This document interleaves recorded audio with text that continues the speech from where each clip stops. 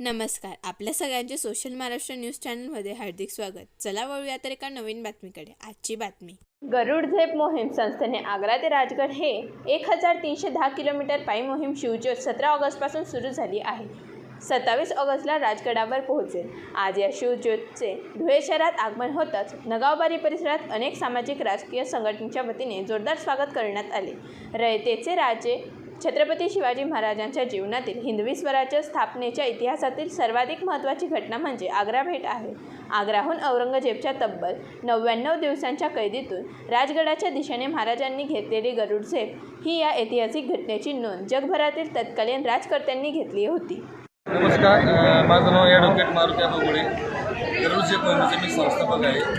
छत्रपती शिवाजी महाराजांच्या जीवनातील सगळ्यात महत्त्वाची घटना म्हणजे औरंगजेबाच्या कैदीत जाणं आणि तिथनं रक्ताचं एक थेंब न सांडवता 99 दिवसाच्या कैदेनंतर राजगडापर्यंत येणं. त्या अलौकिक गोष्टीचा हा वारसा जतन करण्यासाठी छत्रपतींचे विचार या 4 राज्यात पोहोचवण्यासाठी जवळपास 78 शहरांतनं ही दरवर्षी शिवज्योत निघत असते. याच्यामध्ये जवळपास 1.5 ते 2 लाख लोक या शिवज्योतला हात लावत ती राजगडापर्यंत जाते.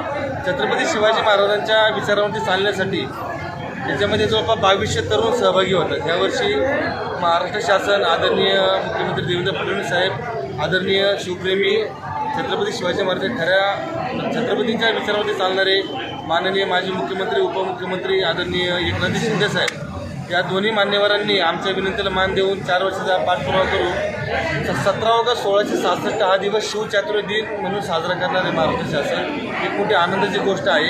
त्यामुळे या गोष्टीला कुठेतरी एक वलय आले, कुठेतरी शिवप्रेमीमध्ये उत्साहाचं वातावरण आहे. 1310 किलोमीटर 11 दिवसामध्ये आम्ही अंतर पार करत राजगडापर्यंत जात असतो.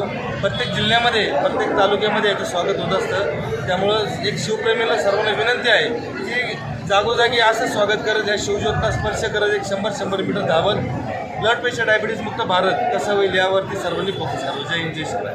बातमी आवडल्यास चॅनलला लाईक व सबस्क्राईब करा व दररोज अशा नवनवीन बातम्या पाहण्यासाठी चॅनलला फॉलो करा. धन्यवाद.